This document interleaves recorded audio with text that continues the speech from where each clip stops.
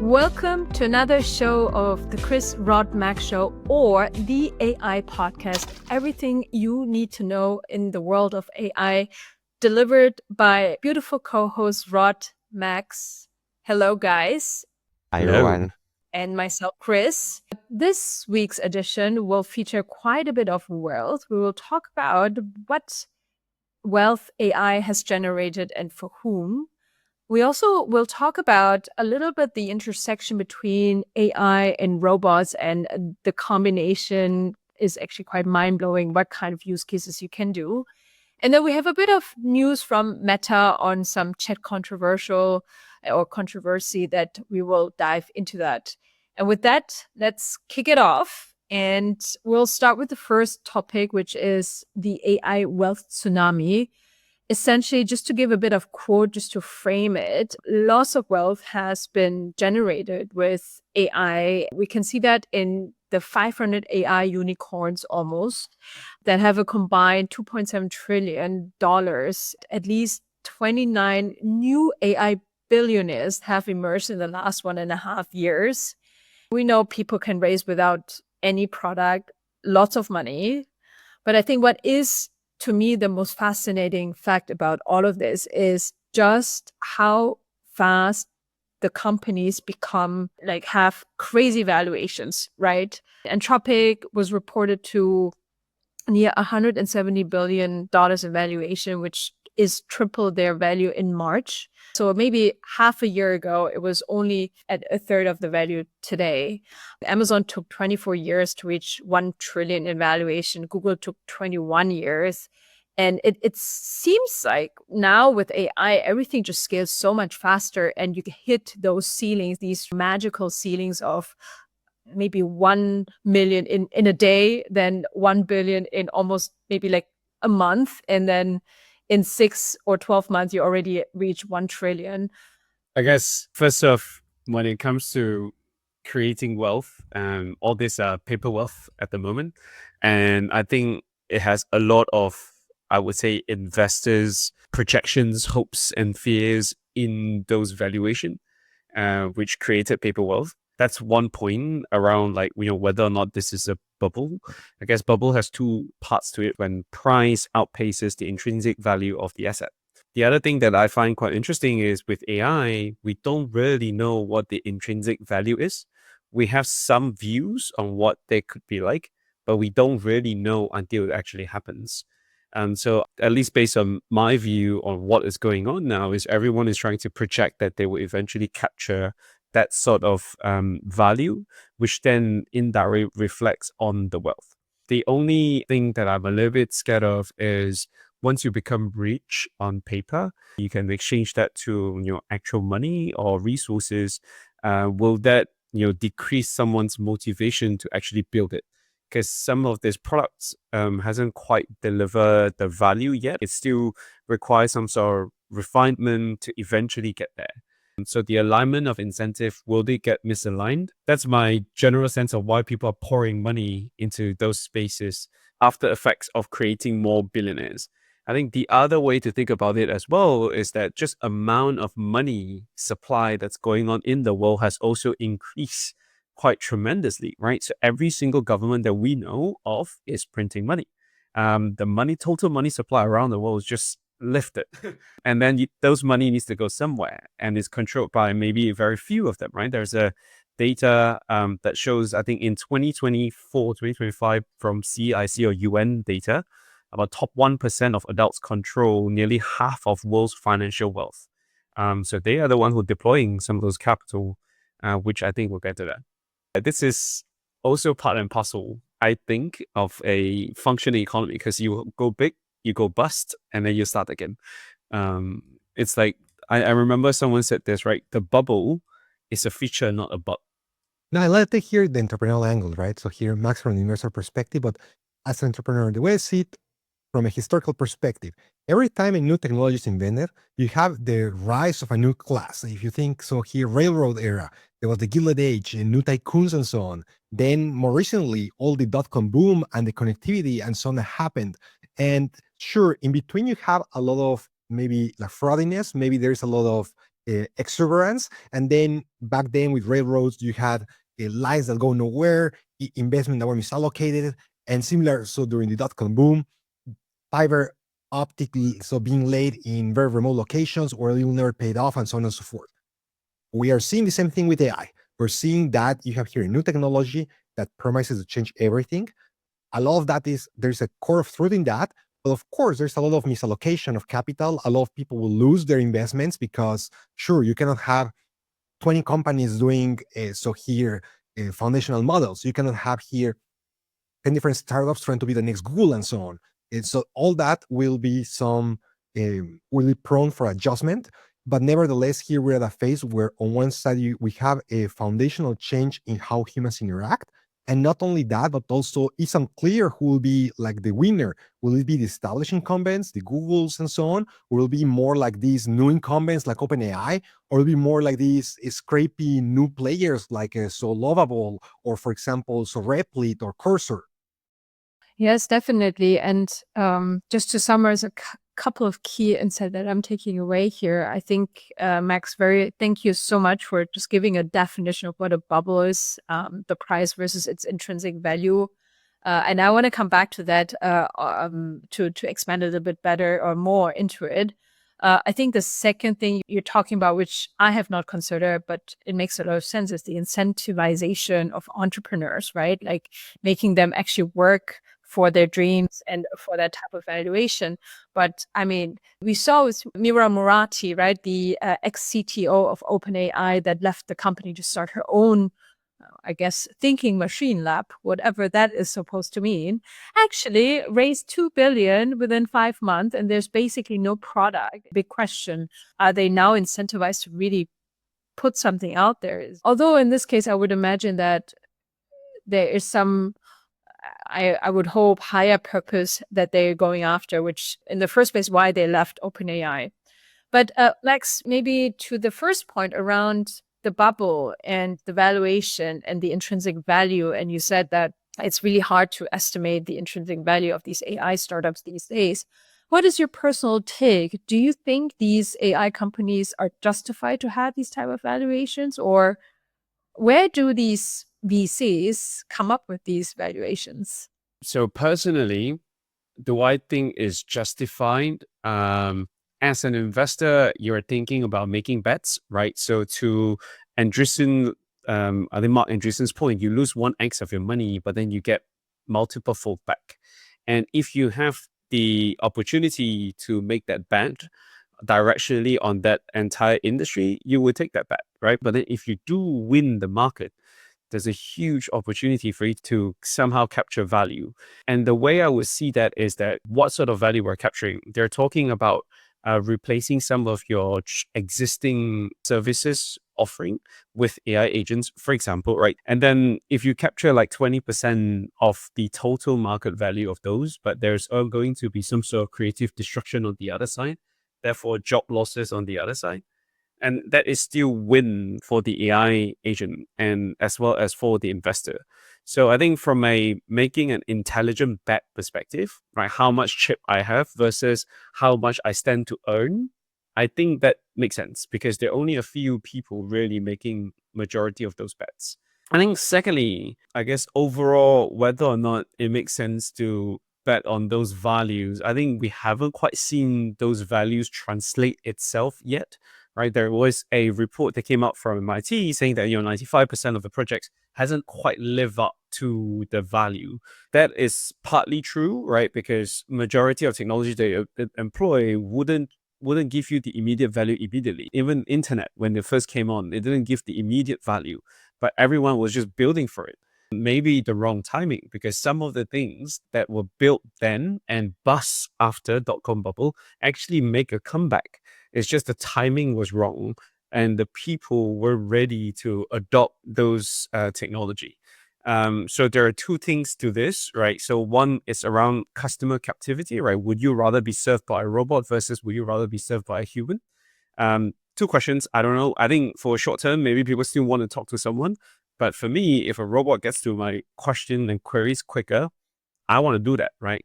I don't want to be able to explain myself 3 times in order to get to certain things. On the other hand, on the proprietary technology side, when you get to such a scale in which your price no longer just keep climbing from a marginal cost perspective, and you just have enough scale for your fixed costs to fix and serve a huge base of players. So a lot of the bets, especially on the model side, is to be that, right? The economy of scale. Eventually, you really want to be good enough at a stable rate that you don't have to keep increasing your fixed costs in order to serve the world. There's no marginal costs per se. You just scale as you go from an electricity perspective as well as the compute capacity perspective. And so I think if I were to think about, some of those cost structure as well as customer captivity from barriers to entry in the future, I think it could potentially change the way we do business. Hence, it could potentially alter economy and therefore capture value differently compared to what we are quite comfortable with right now. So Max, what I'm hearing from you is you're saying, okay, VC game is basically to spray and pray to a certain extent, especially in a market that's very new, and you fairly pointed out there's no intrinsic value. You're also saying that lots of these VCs are putting money into the models, so into the infrastructure. And you talked about captivity as well. It's like, what was the other one? Economy of scale, right? Just proprietary technology access, yeah. But do you think the level of valuation is justified? The level of valuation, so how do you do valuation? Valuation comes down to future cash flow of a company, right? That is fundamentally. The reason why they think valuation reaches that is because they believe some of this company will eventually drive those cash flow. And then the question becomes, what will drive those cash flow? What will drive those cash flow comes down to revenue. How much revenue, therefore how much costs. And then you think about revenue. Revenue is about eventually capture, price multiplied by the amount of people that will consume your services, therefore volume. So if you think about how much of the market that would get displaced because of AI, the volume is there. Can you charge a good price for people to eventually buy those processes? Again, I'm comparing it to your usual employees that you will hire. Instead of paying 100% of an employee pay, you pay 20% and do more for you. So the revenue, you could see that potentially coming in. And then on the cost side as well, the big cost comes down to all your infrastructure costs, the fixed costs, right? So if you're able to push your fixed costs up to a certain extent and it's just fixed and there's no marginal cost or compute cost that goes with it, so your revenue minus cost will give you enough profit to justify the free cash flow in the future. And that's the bet, right? You could really just work it backwards and then do multiple scenarios on how much revenue is going to come in, and therefore what's the corresponding cost to it. Therefore, what sort of profit are we talking about? And then you can project it to the future, and then you pull it back to the valuation. Thank you, Max, for showing us the value tree. I'm not sure we answered the question of whether those valuations are justified, but let me maybe ask you, Rod, from a product perspective and the usage and the impact, do you think these type of valuations are justified? I have a simple explanation, and it's pretty much about retention of the teams. We've spoken here in the podcast about how big tech is luring top people with hundreds of millions of dollars as salary offers. And if you think about that, then as an expert, as a specialist, you have a choice. You can say, okay, should I do my startup, or should I go and work for Meta, or should I go and work for OpenAI? And even if I'm already doing my startup, we've seen cases where big tech lures the top talent, even the leadership, the founders, and they abandon the startup, pretty much do like an acqui-hire of sorts, and leave the startup as an empty shell. So from an investor perspective, there is always this risk of saying, hey, I need to have some incentive, something that entices this team to stay with us, stay in the mission. Otherwise, it's very easy for the CEO of maybe like a demanded or popular hyped AI startup to just go and take a job in big tech, take the salary where there is a clear outcome. They get hundreds of millions. There is zero risk for them. And they leave me here sitting with an investment that with their departure goes towards zero.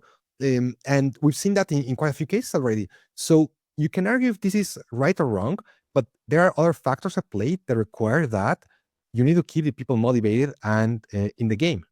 Yeah, that makes a lot of sense. And of course, basically you're paying the people and the intellectual property here. But what do you think about from a product angle? I mean, I just used ChatGPT 5 to try to build some Excel. It really miserably failed again. I don't see the future value created just now. There are product categories where definitely we're seeing how they're changing completely how we work.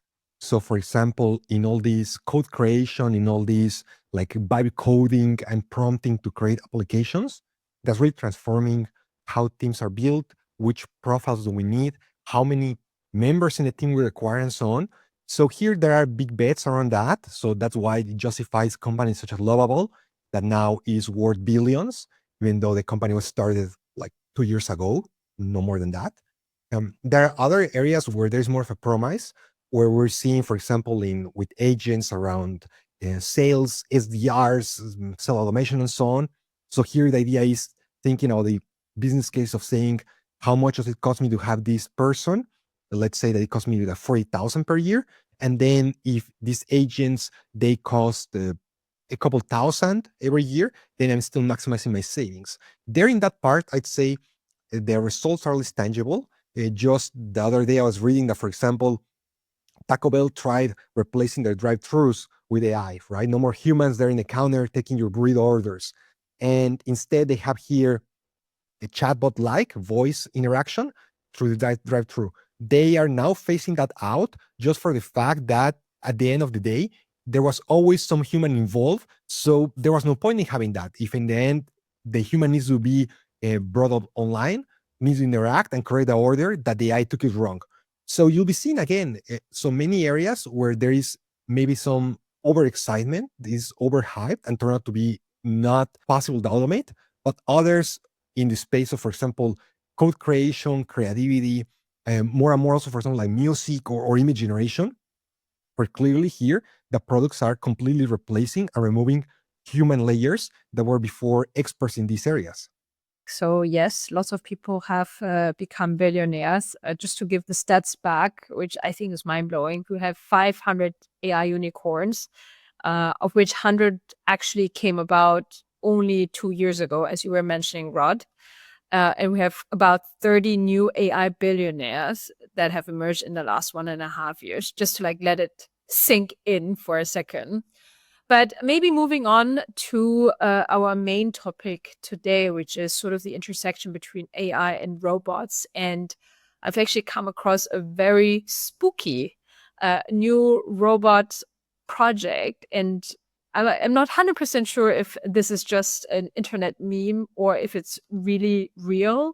If it is, it will probably create some buzz. And it is this robot surrogate womb by a Chinese company called Kaiwa, and they plan to have the first humanoid robot with an embedded artificial womb by 26. They do have an estimated cost already published, which is around 100,000 RMB or 14,000 USD, which is cheaper than traditional human surrogates. And essentially, the idea is that the robot would carry the baby for 10 months and then give birth through a mechanical birth canal. The AI obviously can track and monitor hormonal changes, any vital signs of the baby. I think if that was really coming, well, we will see lots of resistance because we're really in a very sensitive space, the healthcare system. But I wanted to get both of your takes on this interesting news piece, Rod. It is quite dystopian, no? So it feels again, instead of creating some utopia of we'll be happy and so on, we're going exactly in the opposite direction. And then here, I'm not sure how technical feasible that is. I'm sure that there are a lot of like very talented people working on that. But at the same time, isn't it so that we do not really understand a lot of ourselves as humans, so that we discover every time how different, not only hormones, but bacteria and so on impact the development of a human being? And if that's the case, then how will a fetus that is growing inside an artificial womb will develop? So unclear. Then also, how will these individuals will develop mentally and how they will behave for society and so on? Where will things head in the future of maybe we have like this would be like a way to grow like armies of soldiers and so on, right? All these artificially created clones pretty much. and then there'll be maybe like some Elon Musk who will have to have like an army of these clones and so on.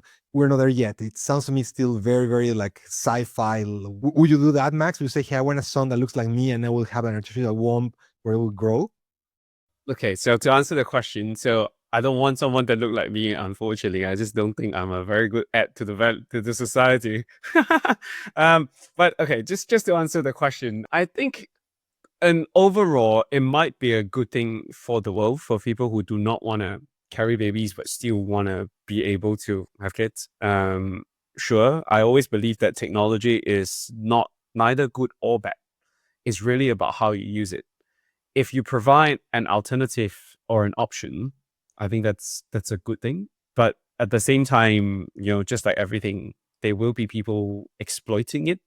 Therefore, the question becomes, how will the technology be introduced and who will have access to products as such? And then the product of those are babies, our next generation. The question becomes, what are we going to do with the next generation, right? Like what are the potential side effects? I don't think we have all the answers to it yet. But at the same time, I don't see it as a negative thing. I think it's an experiment as human being or humanity is going through. Everyone is trying to experiment multiple different ways. And I felt like this is just one of it. Not trying to be positive or negative, right? Really think of it as a technology that provides an option, right? It's the same as IVF when it first came out. Everyone was like, oh, no, you can't do that. You have to do it the natural way. As in this sense, IVF seems pretty natural when you compare to this. But I'm pretty sure when we go down the path, they're going to be more lab driven. So that's my view. It's a technology, but how we use it will determine whether or not it's a good idea. I hear like that. I see it more and more as a technology because, and then here maybe we need to invite some expert about that because it's neat so that during gestation, a lot of the attachment between a child and the mother takes place. So are you then getting attached to a robot or what's supposed to happen there? Let me put a peer perspective on this. And I actually want to touch upon the societal factor of it. Actually, to build on your point, Max, I'm sure there are people in the audience that cry out, "Oh my God! Like, how are we going to, have this whole incubator robot now deliver babies?" But it is true; it is an extension of the IVF process in general, right? Whereby nowadays already you can fertilize an egg and outside of the womb. And I'm not 100% sure, but I heard that this whole womb environment to create that artificially is still quite challenging. So I think that's one thing that I would want to see if that really works with the robot. And honestly speaking, it doesn't actually need to be a humanoid robot, right? Like you don't need this thing to carry the baby around. Actually, you probably want it to be stationary and safe, right? So it's probably going to look more like an incubator in the first place rather than a humanoid robot that walks around with you. But I think on the other side, what I find very interesting here is, we talk so much about equal gender, work, environments, etc., etc. And to be very honest and to be also very realistic, at the end of the day, it is still the woman that needs to deliver a baby. And it means you're 10 months sort of like in a weird hormonal state. Definitely, you're not as productive as a man. You need to take time off. Actually, the attachment rod comes through giving milk rather than anything else. But anyways, different topic. And to be honest, I think for that case, this technology and this solution could be quite valuable. And in fact, what I'm hearing is also a lot of these US companies, tech companies, the Amazons and Facebooks and whatever, are already offering these type of services, right? Like from egg freezing to even surrogate services. I've heard friends of mine using those because it allows them to have a career and not have to deal with the whole messy thing around birth. And I think from that angle, it would actually serve society's purpose of more gender equality and so forth and so forth. I might take here like so the sci-fi dystopian angle, but if we take to this extreme, it means that then governments can completely control that, then you don't really need a family anymore. Why governments want the foster families? Because this way you can have new children that they grow into taxpayers, they control society, and so on. But now, if you can control this artificially, you can have like farms of humans that are being in some pots being grown. Then you don't need even like a human involvement for that. You know, you say, hey, I'm a career ambitious woman who wants to have a child, and then I'm looking for alternatives how to carry this pregnancy without having the child inside me. Instead, it'll be the government who say, now the plan is we need 100,000 new humans. We'll be preparing them for next year, and then they'll be grown in farms. Yes, welcome to the future, Rod. We're one step closer to the Matrix and the likes. Just to add to that, I think I felt like if this technology becomes industrial scale, it will happen. It's just human, right? We tend to exploit everything that we can get our hands on, government or not. People are going to do it. There will be people growing babies in farms and then try to sell it in some other countries that don't have access to it. I feel like this is just how the world will work. Not trying to be negative, right? It's just micro decision making instead of macro decision making. Everyone is just optimizing for what exactly is around them. And over time, you have the invisible hand, like Adam Smith said, which is then form the macro view. And it also reminds me of what James Cameron said, right? Like, I warned you about AI since 1984. And then I saw a Reddit user respond that George Orwell warned us about 1984 in 1956. So there we go. So full loop. I guess, and honestly speaking, also it goes into the whole debate that we are having right now around what is work in the era of AI, right? Like what jobs will still be there, right? And honestly speaking, also education has been designed in the Industrial Revolution time, right? So all the different things, content are for the purpose of surviving in an industrial revolutionary world. But even nowadays, do you really need an MBA for what? Right? Like, and you pay so much money for it. Do you really need that type of education if education comes at your fingertip? And now with ChatGPT, you don't even need that anymore. My point, and the second part is really the work environment of 8 hours of work and this whole culture of 40 hours going to work, going at a laptop and sort of like doing some menial work. That is also part of maybe, let's say, an old paradigm. And the question is like, with AI, this is going to change. And so maybe also the concept of a society, the concept of a family will change. Rod, to your question in MBA, I was so not sure. I deferred twice, and the only reason why I took it at the end was because I got someone else to pay for it. I just took it as a sabbatical just to have fun. If you wanted to question and ask me about any of the content I've done there, I would not be able to tell you. It's interesting because I recently had a conversation about this with a mentor of mine. I asked, whether or not I should do an MBA. And he's basically like, let me quote you a stat. 2024 or 2025, class of 2025 for Harvard MBA, 50% of the folks didn't get a job. Yeah. So like that's the top MBA, guys. Like, what chance do you stand if you're not Harvard MBA? If you're optimizing for career, that's not the way to go. But you're optimizing for something else, just want to take a break and do something else, and you don't really have to fork out a lot of money for it.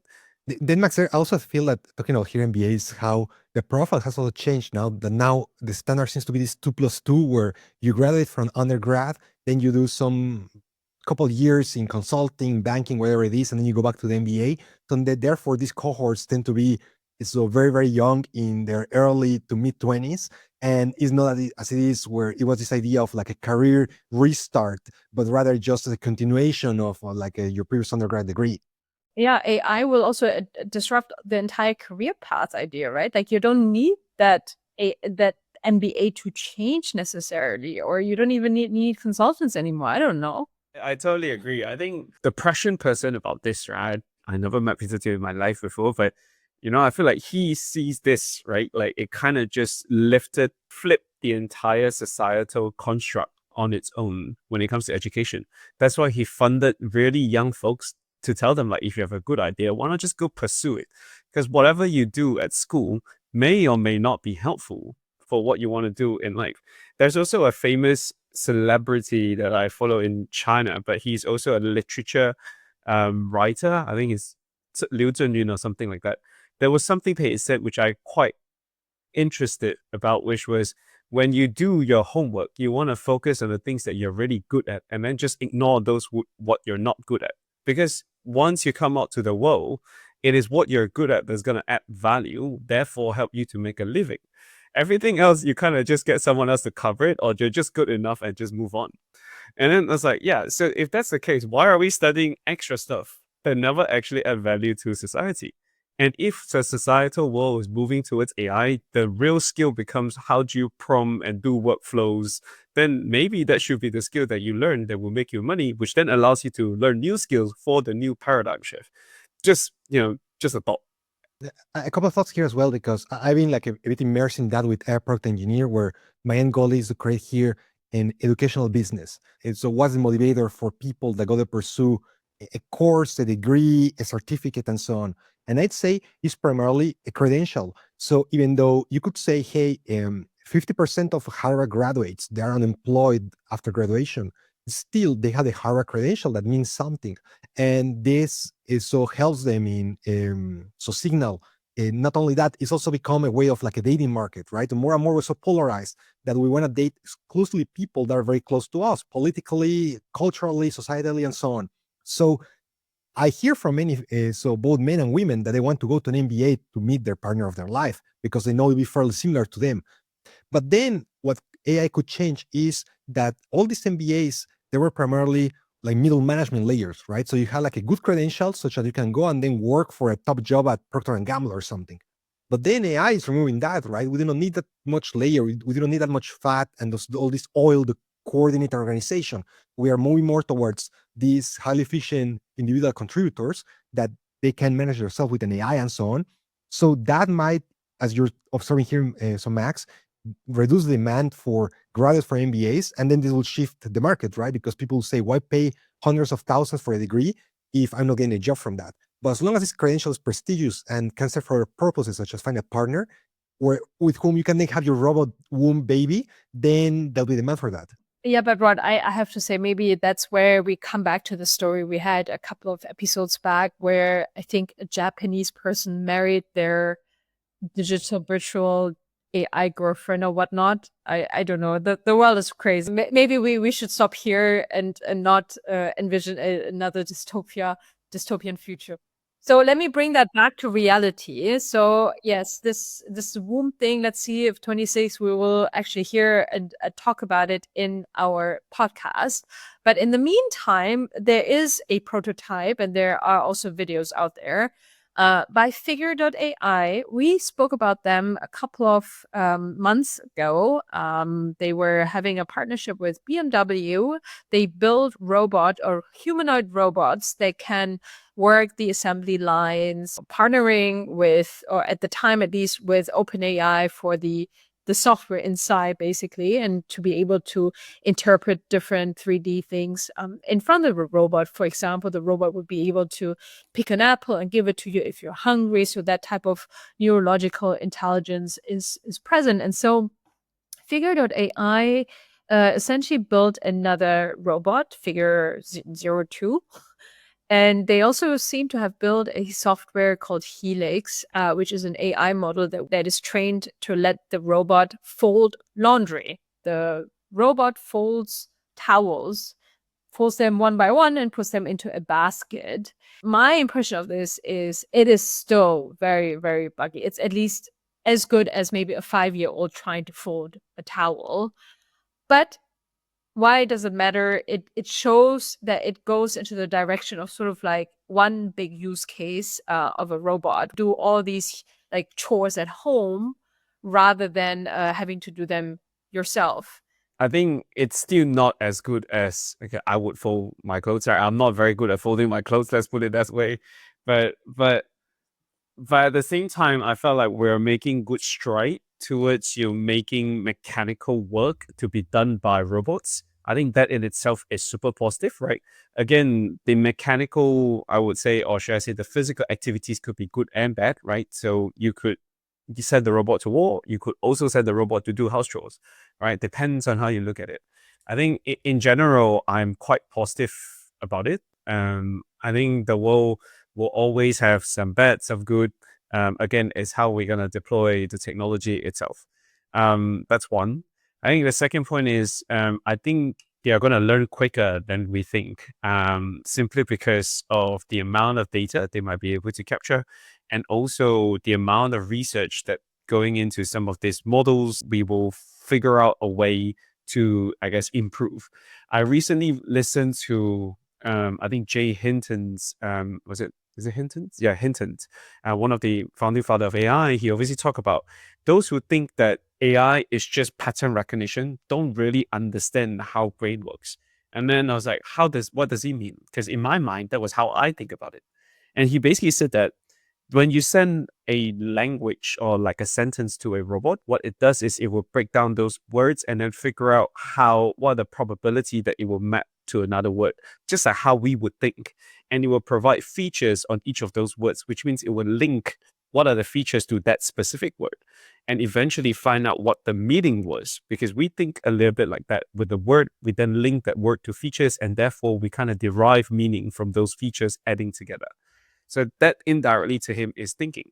Hence why I guess it's changed my mind around how, the AGI world will probably come quicker than we think, because it's not really just pattern recognition, but also there's those feature recognition.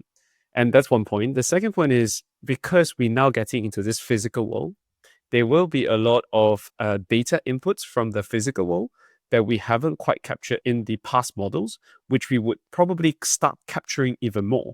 So the robots will start capturing maybe temperature, the human's 5 senses, right? Maybe we could do that for the robots. Maybe that will change input onto the model itself. So I think it will actually increase the speed in which we get better. Those are my 2 points, right?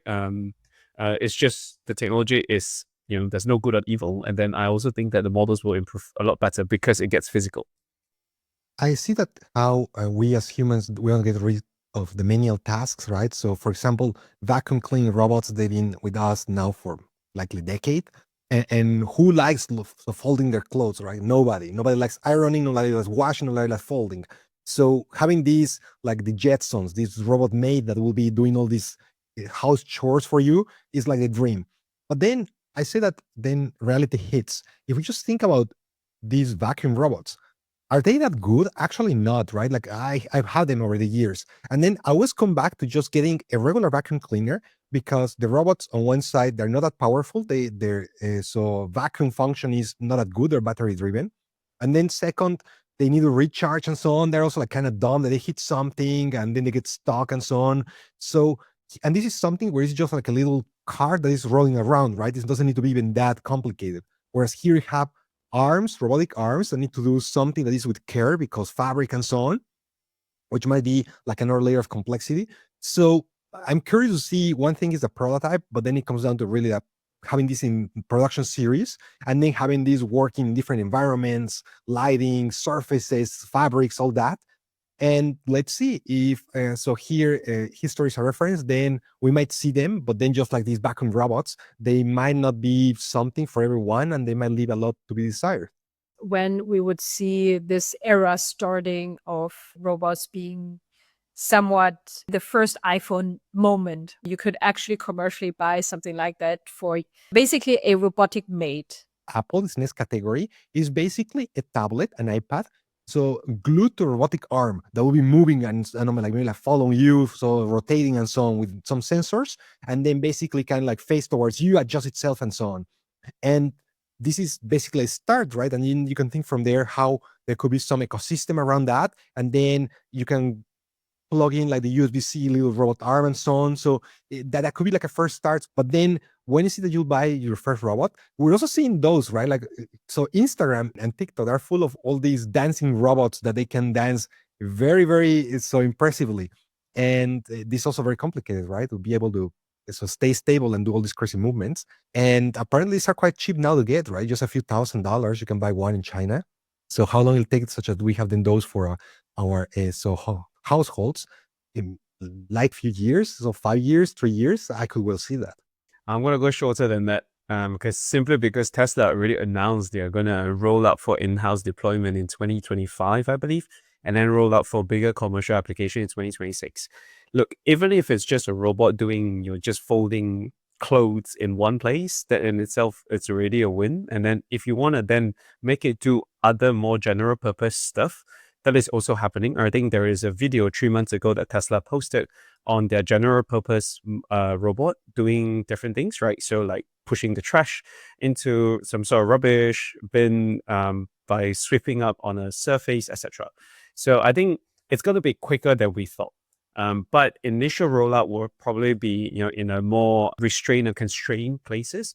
So I think when that rollout, I felt like the Tesla stock will again. I think it will come faster than we think. And so that's why I'm probably in this case with Max, simply because, again, think about it, guys. We already have robots all over the place, right? Like, just think about manufacturing. You have super complicated arms doing super complicated things at a scale, right? Like, let's think about semicon, think about automotive, like some gluing, some putting parts together. That's already done today with robots. So it's not like we're really talking about this utopian type of future. No, we are already here. And also to your point, Rod, like, yes, you can already buy this Chinese vacuum cleaner that's somewhat, smart and can drive up your entire house or apartment with maybe even an app and having some kind of 3D computer visioning capability to really get at every corner and every centimeter of your floor. And probably it would just come very like subconsciously, and we will just buy one device or the other device, or the fridge actually becomes even smarter. I was just thinking about it yesterday because somehow my fridge door was open overnight, and imagine sitting in Singapore, so it gets quite hot. And I was just thinking, why is my fridge not smart enough just to close its own doors? Come on, guys, it can't be so hard, right? Like, you should be able to like just flip your door. That's it, right? But I do believe that that's probably more on the smart things side, right? Like, I mean, nowadays my washing machine can be connected to an app. I can like, remote control it, everything, right? So I think that's really, we're probably closer than we think. And maybe it's not going to be this, very odd shaped humanoid robot, in your living room. It's probably like super spooky, and from a form factor, not something that people would have trust or adopt easily. But maybe something, maybe just an arm or just a machine that it just looks very harmless that you can put onto a table or something could already be the future. I think just to add to your point, right? Why? So one thought that comes to my mind is that, why isn't your fridge door closing itself? Because it's built for humans. When you start building it for robots, right, the design will all be different. Like everything that we have around us is a form factor for us as humans, right? Technology is supposed to make our life better, and somehow we just adapted to it. But now we're making robots to a humanoid. It's simply because everything around it is human-like. But there will be a day where they're just going to be robot to robot. There's no reason for us to be involved at all. It just does the job. And that then the question becomes, what does us all human do? But that's a different question. But I think that they will come, right? I will not be surprised if Elon decided to re-architect his entire gigafactory to fit how robot would work. Because that would be quite interesting. Right now, he has an entire gigafactory with just humans standing on one side doing majority of the controls and stuff, but then all the heavy lifting is done entirely by robots. I think then that will just be a large-scale deployment of robot, aka Tesla Optimus, right? I am more pro than anything. I'm excited about the future. Yeah, and it actually reminds me of a book that I'm reading right now by Daniel Suskind, and the title is A World Without Work, Technology, Automation, and How We Should Respond is the title of the book. And it actually exactly talks about this whole AI era. Actually, it was published in 2020, so slightly before the whole AI automation craze, but it essentially talks about these two concepts as well, as you mentioned, Max. One is either technology that substitutes humans or technology that enhances humans. And for the most part, technology has been enhancing humans, and there's always been enough work. I think for AI, it will be seen, but also let's be optimistic and hopeful. And with that, I would like to close today's podcast. We talked about the billionaires that have been newly minted based on the AI era over the last 2 to 3 years. We also dedicated quite a bit of time and a passionate debate around robots as something very futuristic. The Chinese Kaiwa company announced a humanoid robot womb to be published in 26 to generate babies basically at scale, if you will, and the consequences for society. We somehow had a little detour towards MBAs and whether that's relevant in the future, but I think that goes into the bigger picture, how the society will be shaped by AI and robots. And last but not least, we came a little bit back to today's world around Helix as well as Figure 02, which is a humanoid robot that can fold laundry and might be the first prototype of the future with robots in our household. And with that, thank you so much, Rod and Max, for joining us today. And if you like what you heard, then please subscribe, please comment. We'd love to hear from you. And with that, I say goodbye and we'll see each other next week.